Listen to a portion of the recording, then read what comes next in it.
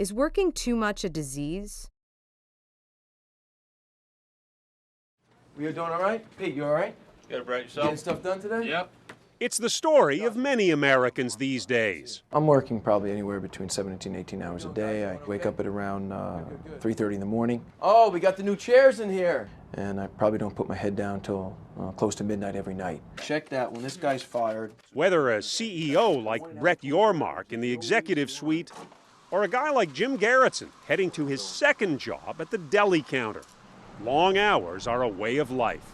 I spend very little time with the rest of my family. I don't get a lot of time to talk to my wife. I don't get a lot of time to talk to my kids. Pankaj Shah, trying to get a new internet company off the ground, can't imagine working only 40 hours a week. Is this true about you and the BlackBerry? That I sleep with it? Yeah. Yeah, sheepishly I'll say yes. And then there's Deborah, who says working too much can be a disease, and she's got it. I have to remind myself to take time to eat. American Workaholics have a variety of motivations for their long hours. Their work habits can reveal how hard work can make you rich and happy. Or maybe not. 33-year-old Pankaj Shah was born in Connecticut and now lives in California's Silicon Valley, where he feels right at home in the fast-paced, high-tech culture. People who work at big companies like Yahoo and Google and Cisco and Intel, they work more than 40 hours a week. I mean, I don't know anyone that works only 40 hours a week. Right now, he's working round the clock, trying to raise $2 million to start a new internet company. It'd be good just to like brainstorm over what are the minimum requirements for the first rev of the website. This day, he's meeting a potential investor, venture capitalist Raj Altera, who wants to know that if Pankaj gets the money, he'll never rest. We expect entrepreneurs to be thinking about their business 24/7. Be in the shower thinkers, meaning they wake up in the morning and they're thinking about, their business. Pankaj fits that description. He really does sleep with his wife on one side of the bed and his BlackBerry on the other. Why don't you just turn it off in the middle of the night? That's a good question. Maybe I don't have a really good answer for it, but I like staying on top of things and responding to people. If they need something out of me, I want to give them a fast answer. He's already gone through the grind of starting 2 successful high-tech companies. This would be his third.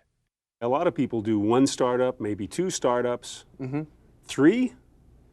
Hey, I mean, it's like telling a rock star not to make another album or a journalist not to do another TV show or what have you, right? I mean, this is what I do. I love it. And the toll isn't too much in sort of demanding 24/7? Not yet. Not yet. Here comes trouble. Wife Janet does the 24/7 work with their 3 kids. How would you describe his approach to work? I would call it part of him.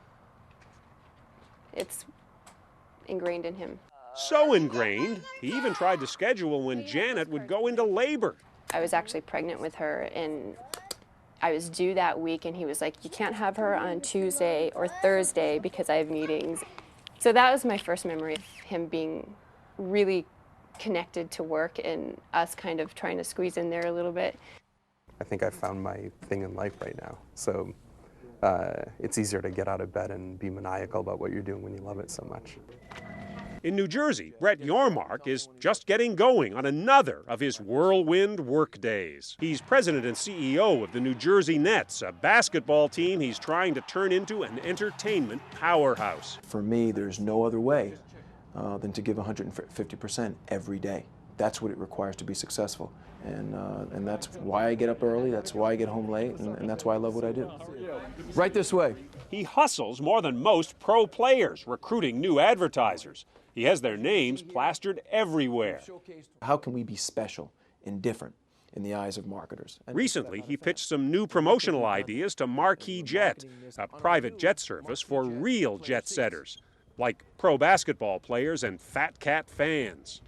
So advertisers and companies like yours are going to have to make a decision. After the meeting, Yormark races back to his office to prepare for his second target of the day, recruiting potential season ticket holders. Obviously tonight we got a big event, so we need to make sure that we're organized, the agenda is what it needs to be, and our best customers are taken care of. How are you doing, folks? Brett Yormark. Nice to see you. It's a pleasure. The event is at his home, but it's all work. Hey, Barry, get someone like, I don't know who's doing it, to walk the players around, introduce them to people. That's what I was going to find you. You got to do it. We need somebody. Tonight we'll do over $100,000 in ticket sales. I mean, I make it analogous to a Tupperware party. It's very similar.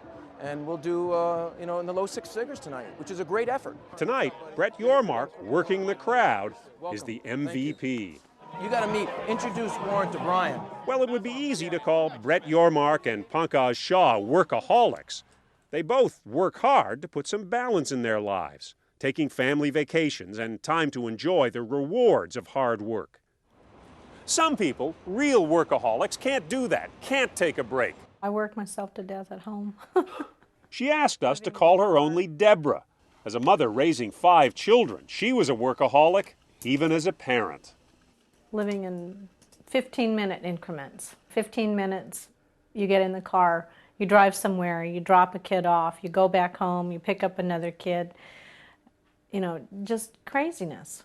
But wouldn't anybody with 5 children do that? I don't think anybody with 5 children would allow their kids to have every activity that they wanted and say, yes, we can get you there. Yes, we can do that. There was nothing that I couldn't do. Were you happy doing that? I don't know that I was so much happy as I felt like I was justifying my place on the earth. If I could do all this, then it's okay. I can be here. But rushing around every 15 minutes, it's tough to remember back on it.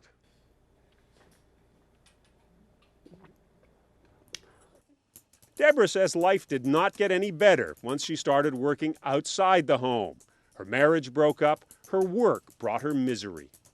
Scheduling myself for 6 appointments with no drive time in there. Listening to Deborah with me was Diane Fassel. She's the author of a book about the disease of workaholism called Working Ourselves to Death. When I wrote the book in 1990, I wrote it because so many people were coming up to me in the course of talks I was giving on other issues about dysfunctional organizations, saying to me, my life is completely out of control around my work. Can you help me? Do you know what I could do to address this problem? Since then, some workaholics around the country have organized their own 12-step program called Workaholics Anonymous. It is now recognized, Fassel says, as a real addiction. But now I can forgive myself for some horrible things that have happened with my kids where I was too busy working to give them any kind of love or attention or time. When many workaholics are just working, they get this adrenaline surge. And in that adrenaline surge, you really don't feel that you don't feel your pain, you don't feel your tiredness, you don't feel that you're hungry, you don't even feel sleepy. So that's a kind of a high, that's a chemical high that's produced by adrenaline. Whether it's alcohol, drugs, sex, compulsive spending, gambling, workaholism, you name it. I think the human beings can be addicted to anything. Ironically, Diane Fassel says workaholics often don't succeed at work. Their overwork can leave them too stretched to do a really good job. For other hard workers, there are no guarantees of success, no statistics that prove if you put in the long hours, you'll do well. Jim Gerritsen knows that. He works a 65-hour week just to get by. It's a lot, but it's what's necessary at this time. Today's economy, we need to do things we need to do. Put the kids through school. Leaving the office after a full 8 hours handling disputes for a health insurance company, his workday is still far from over. 7 years ago, Gerritsen was thriving as a technical problem solver in the computer industry. But then the dot-com bubble burst. End of 2000, it started to fall apart, and a lot of people looking for very few jobs at that point in time. For almost a year, he had no job. Now, when he gets home from job number 1, he turns right around to go to job number 2, 6 to 10 on the deli counter. You must be lucky to get 6 hours sleep a night, 5.5 hours sleep a night. That's about it. Yeah, six is a good night. 6 hours sleep is a good night. That's a good night. Sometimes less, like 4 hours or 4.5 hours. Jim Garrettson is looking forward to the day he won't have to work so much, but not this year. Tomorrow, on Labor Day, he has to be on duty at the supermarket. We get paid a little better. That's the one plus, but I'll be working an 8-hour day on Labor Day. But Deborah says she's getting her addiction under control and won't be working tomorrow. Brett Yormark and Pankaj Shah are both planning to take the day off. But don't be surprised if Pankaj answers an email and Brett makes a phone call or two. I tell my team all the time, we might not be the smartest, but we will outwork anyone. If you can't make it, I'll understand. I mean, some of the guys obviously need to see you on some business issues, but if you can make it, great. If you can't, Why do you think some people choose to work so much?